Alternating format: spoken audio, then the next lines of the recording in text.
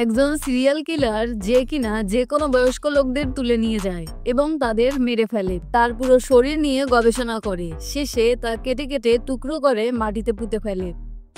আমাদের নায়ক একটি মামলা সম্পন্ন করার জন্য প্রস্তুত হন, যা তাকে আঘাতের কারণে মাঝপথে ছেড়ে যেতে হয়েছিল। এই থ্রিলার মুভিটি দেবিকুলামের এখতিয়ারে রহস্যময় নিখোঁজ মামলার সাথে সম্পৃক্ত, যা আপনাকে সেকেন্ডে সেকেন্ডে চমকে দিবে। নবাগত চলচ্চিত্র নির্মাতা অভিজিৎ জোসেফ, যিনি ছবিটিও লিখেছেন, তিনি সুন্দরভাবে এমন একটি সিনেমা তৈরি করেছেন যা অপরাধ এবং তদন্ত থ্রিলার ভক্তদের মনোযোগ আকর্ষণ করে। চিত্রগ্রাহক রবি ভার্গিস রাজ উচ্চ পর্বতমালার রহস্যময় সৌন্দর্য ধারণ করেছেন, যা দর্শকদের মনে অদ্ভুত মুহূর্ত তৈরি করেছে। উত্তেজনা বৃদ্ধির জন্য কালার গ্রেডিং এবং প্রবীণ প্রভাকরের সম্পাদনার কথা উল্লেখ করা উচিত। তবে সিনেমার কিছু উপাদান, যার মধ্যে সঙ্গীত রয়েছে, সাম্প্রতিক ছবি যেমন আনজাম বাথিরা এবং রাজশাসনের কথা মনে করিয়ে দেয়, যা থ্রিলার সিনেমার বর্ণনায় একটি নতুন ধারা তৈরি করেছিল। এটা উল্লেখ না করাই ভুল হবে যে ছবিটি মালায়ালাম সিনেমার স্টেরিওটাইপিক্যাল কাস্টিং এবং চরিত্রের পটভূমি দ্বারাও প্রভাবিত হয়েছে, যা যুগ যুগ ধরে অনুসরণ করে আসছে। সামগ্রিকভাবে জন লুথার একটি ডার্ক থ্রিলার যা জয়সূর্যের ভক্তদের খুশি করবে, কারণ তিনি তার সুদর্শনতা, সর্বশেষ ট্রেন্ডিং পোশাক এবং চিত্তাকর্ষক অভিনয় দিয়ে পর্দা ভরিয়ে তোলেন। প্রথম কয়েক মিনিট ধরে জন লুথারের চিত্রগ্রাহক রবি ভার্গিস রাজের সাথে মুন্নার রাস্তাগুলির একটি সুন্দর প্যানোরামিক দৃশ্য এবং কুয়াশাচ্ছন্ন পাহাড়ের উপর দিয়ে ট্যুর বাসটি ওঠার দৃশ্য উপভোগ করেন, যতক্ষণ না একটি অনুমানযোগ্য শব্দ মঞ্চ ভেঙে দেয়। এই শব্দের পরে একটি তীক্ষ্ণ চিৎকার, জানালায় রক্ত এবং ডেকের উপর একটি মৃতদেহ দেখা যায়। জন লুথার যে ব্যক্তি ঘটনাস্থলে পৌঁছে রহস্য উন্মোচন করবেন, তিনি হলেন জয়সূর্য। প্রায় 2 ঘন্টা ধরে ছবিটি মসৃণভাবে এগিয়ে চলছে, একটি আকর্ষণীয় থ্রিলারের সব কয়টি ক্রাইটেরিয়া পূরণ করে। লেখক ও পরিচালক অভিজিৎ জোসেফ গল্পটি যত্ন সহকারে নির্মাণ করেছেন, জনের পরিবার এবং কর্মক্ষেত্রের মধ্যে ভারসাম্য বজায় রেখেন। জনের ব্যক্তিগত জীবনের প্রেক্ষাপট নির্ধারণের জন্য কেবল ছোট ছোট দৃশ্যে উপস্থিত হয়েছেন। একজন অসহায় কাজের প্রতি আসক্ত এবং পারিবারিক অনুষ্ঠানে সর্বদা দেরিতে উপস্থিত হওয়া ব্যক্তি। সার্কেল ইন্সপেক্টর জন লুথার মুন্নার থানায় নিযুক্ত একজন সৎ ও দক্ষ পুলিশ অফিসার। তিনি একজন নিবেদিত প্রাণ, কর্মব্যস্ত পুলিশ অফিসার, যিনি সর্বদা তার কর্তব্যকে গুরুত্ব দেন। তিনি রাতে ঘটে যাওয়া একটি মোটরবাইক দুর্ঘটনার তদন্তের দায়িত্বে রয়েছেন, যেখানে চালক প্রকাশন ঘটনাস্থলেই মারা যান, কিন্তু পিছনের আরোহী নিখোঁজ থাকেন। সিসিটিভির ভিজুয়াল এবং মৃতদেহটি যে বাসে পড়েছিল তার যাত্রীদের তোলা ছবি ব্যবহার করে তারা বাইকটিকে ধাক্কা দেওয়া পিকআপ ট্রাকটি শনাক্ত করে, কিন্তু পিকআপ চালক বলেছেন যে তিনি পিছনের আরোহীকে রাস্তায় ফেলে রেখে গেছেন এবং তার কি হয়েছে তা তিনি জানেন না। কিন্তু জনের মন পুরোপুরি মামলার উপর। অভিজিৎ তাকে আলতো করে বাড়ি থেকে বের করে মুন্নার রাস্তায় ঠেলে দেয় আরো 2 কর্মকর্তার সাথে। প্রথম দিকের দৃশ্যে মৃত্যুর সাথে সাথে নিখোঁজ ব্যক্তিদের ঘটনাগুলি একটি সিরিজ হয়ে ওঠে, যা খুব আকর্ষণীয়ভাবে বর্ণিত হয়। দর্শক হিসেবে আপনি একটি ক্যাপচার দেখতে পাবেন, যেখানে একজন স্কুল ছাত্র নির্বিঘ্নে একটি ট্রাকে উঠে পড়ে। জন চরিত্রে তিনি তার বাস্তব জীবনের ব্যক্তিত্ব থেকে অনেক দূরে।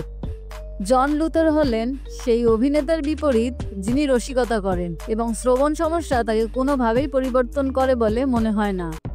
তার পরিবারের সাহায্যে তিনি একটি শ্রবণ যন্ত্র এবং একটি রেকর্ডার দিয়ে সজ্জিত হয়ে কেসে ফিরে আসেন, সমস্ত অ্যাকশন থেকে দূরে থাকতে না পেরে। জয়সূর্যের চরিত্র এবং তার বৈশিষ্ট্যগুলিকে এত গভীরভাবে ধারণ করার প্রশংসনীয় দক্ষতা প্রমাণ করার পাশাপাশি কানের আঘাতের চিত্রনাট্যের উপর খুব বেশি প্রভাব পড়ে। একমাত্র পার্থক্য হলো জয়সূর্য মানুষকে বারবার জিনিসগুলি পুনরাবৃত্তি করতে বাধ্য করেন, তারা যা বলে তা রেকর্ড করেন এবং খুব জোরে কথা বলেন।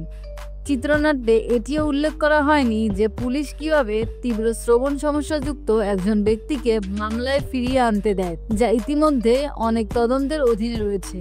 কুয়াশা ঘেরা মুন্নার মাঝে মাঝে বৃষ্টি, জীর্ণ গুদাম এবং কমলা নীল রঙের সুর ক্রমবর্ধমান ভয়কে আরো বাড়িয়ে তোলে। তবে এটি বিরক্তিকর বিষয়বস্তুর উপর খুব বেশি নয়। যখন রাজশাসন বা সাম্প্রতিক আন্তাক্ষরীর মতো একই ধারার উল্লেখযোগ্য নামগুলির সাথে তুলনা করা হয়, অর্থাৎ জন লুথারের বেশিরভাগই একটি আদর্শ অনুসন্ধানী থ্রিলারের বিন্যাস অনুসরণ করে শুরু হয়। জন এবং তার অধ্যস্তন কর্মকর্তা সিসিটিভি ফুটেজ, লাইসেন্স প্লেট এবং তথ্যদাতাদের কাছ থেকে সংগৃহীত সূত্রের মধ্য দিয়ে হেঁটে যায়। পুলিশ প্রায় একইভাবে তদন্ত শুরু করে। এই সময়ের মধ্যে একই এলাকা থেকে একটি স্কুল ছেলেও নিখোঁজ হয়। জন দুটি ঘটনার মধ্যে কোনো যোগসূত্র খুঁজে পাননি, তবে মনে করেন যে তারা কোনোভাবে সম্পর্কিত। জন প্রথম অপরাধস্থলের কাছে একটি পিকআপ ট্রাক দেখতে পান, যার পাশে নম্বর প্লেট ছিল না। এখন পুলিশ এই ট্রাকটির খোঁজ করছে। জন আরেকটি হাই প্রোফাইল মামলার দুই গুন্ডার মুখোমুখি হন, যা তিনি তদন্ত করেছেন, এবং মারামারিতে লিপ্ত হন। মারামারির সময় একজন গুন্ডারা টিউবলাইট ব্যবহার করে জনকে তার কানের বাম পাশে আঘাত করে এবং জন গুরুতর আহত হয়। হাসপাতালে ডাক্তার জন এবং তার পরিবারকে জানান যে তিনি তার বাম কানের শ্রবণ শক্তি সম্পূর্ণরূপে হারিয়ে ফেলেছেন এবং ডান কানে মাত্র 20% শ্রবণ শক্তি রয়েছে। জন 1 মাসের ছুটি নেন এবং একটি শ্রবণ যন্ত্র এবং একটি ভয়েস রেকর্ডার ব্যবহার শুরু করেন। জন ফিরে আসার পর গীতা নামে আরও একজন মহিলা নিখোঁজ হন। সেই তদন্তের সময় তিনি একটি বাড়ি খুঁজে পান, যেখানে প্রতিবেশীরা পিকআপ ট্রাকটি দেখেছিলেন। মালিক জবি নামের এক ব্যক্তিকে জিজ্ঞাসাবাদের পর তিনি পিকআপ ট্রাকটি খুঁজে পান এবং জানতে পারেন যে সাধারণত ট্রাকটি কে চালায়। চালক হলেন ভেঙ্কিত, একজন তামিল দিনমজুর যিনি 4 মাস আগে তাদের সাথে কাজ শুরু করেছিলেন। তিনি এখন তার মালিকের ট্রাক বিক্রি করার জন্য শহরে গেছেন। জন জিজ্ঞাসা করে কে ভেঙ্কিতকে তাদের কাছে এনেছিল এবং এটি ভেঙ্কিতের কাকা প্রসাদের দিকে নিয়ে যায়, যিনি অবসর গ্রহণ করছিলেন এবং স্বাস্থ্যগত কারণে বাড়ি ফিরে গিয়েছিলেন। জন প্রসাদের জন্মস্থান কলুকুমালাইতে যান এবং প্রসাদকে জিজ্ঞাসাবাদ করেন। প্রসাদ বলেন যে তিনি ইতিমধ্যেই জানতেন যে ভেঙ্কিত একজন মানসিক রোগী। তিনি একজন মেধাবী মেডিকেল ছাত্র ছিলেন, যিনি MBBS পাশ করেছিলেন, কিন্তু তার হাউস সার্জেন্সির সময় তাকে চিকিৎসা অনুশীলনের জন্য নিষিদ্ধ করা হয়েছিল, যার ফলে দুর্ঘটনাক্রমে তার রোগীর একটি মেয়ে মারা গিয়েছিল। এর ফলে তিনি তার ভিতরের সার্জনকে সন্তুষ্ট করার জন্য মৃতদেহের উপর অস্ত্রোপচারের অনুশীলন করেছিলেন। প্রসাদ সমস্ত হত্যাকাণ্ড দেখেছিলেন। প্রসাদ অসুস্থ হয়ে পড়েন এবং তাকে একটি হাসপাতালে ভর্তি করা হয়। জন 3 ভুক্তভোগীর দেহের অংশ পান।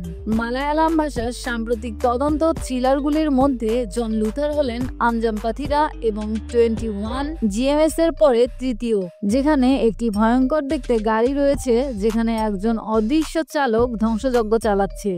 জন একজন গুরুতর ঝুঁকি গ্রহণকারী ব্যক্তিত্ব সম্পর্কে আমাদের তথ্য দেওয়ার পাশাপাশি ছবিতে যা ঘটে তার সাথে সম্পর্কিত সবকিছুর সাথে এটি অপ্রাসঙ্গিক বলে মনে করেন।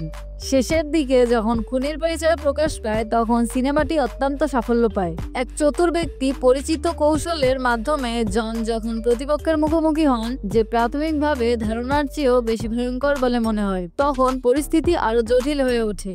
আপনি অনুভব করতে শুরু করেন যে জন সত্যিই বিপদে পড়েছে। জন নিষিদ্ধ মেডিকেল ছাত্রদের একটি তালিকা পান এবং জানতে পারেন যে ভেঙ্কিতের নাম তালিকায় ছিল না, কিন্তু তিনি সেই তালিকায় প্রসাদের নাম খুঁজে পান এবং বুঝতে পারেন যে প্রসাদই আসল সিরিয়াল কিলার। তিনি তাকে ধরার জন্য হাসপাতালে ফিরে যান। ততক্ষণে প্রসাদ জনের সহকর্মী ASI রাজনকে অজ্ঞান করে তার উপর অস্ত্রোপচার শুরু করেন। জন এবং প্রসাদের মধ্যে ঝগড়া হয়, যেখানে প্রসাদ জনকে গুরুতর আহত করে, কিন্তু জন প্রসাদকে হত্যা করতে সক্ষম হয়। পরে জন হাসপাতালে তার আঘাত থেকে সম্পূর্ণ সুস্থ হয়ে ওঠে। আজকের মতো এখানেই বিদায় বন্ধুরা, দেখা হবে আগামীতে নতুন কোনো গল্পের সাথে। সেই অবধি ভালো থাকবেন, সুস্থ থাকবেন আর সাবস্ক্রাইব করে আমাদের পাশেই থাকবেন। ধন্যবাদ।